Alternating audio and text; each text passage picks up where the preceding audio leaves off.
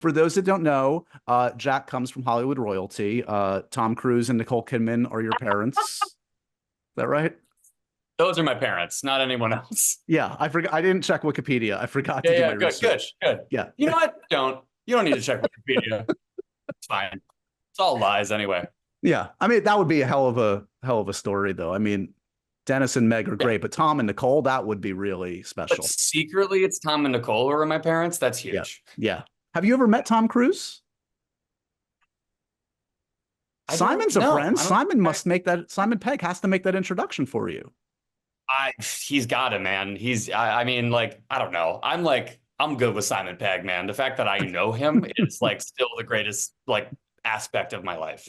Right. Um, but no, I know I've never met. I don't think I've ever met either Tom Cruise or Nicole Kidman, but they're my parents, and I got to find them. So Yeah. that's my journey. Um, in all seriousness, of course, true Hollywood royalty, Dennis Quaid, Meg Ryan, the greats. And obviously, I've said this to you before, it just in social situations, it's always shocking to me how well adjusted you are considering the bizarre childhood you Sure, must have had. it's a weird way to grow up. I mean, like all things considered, though, they were like great parents.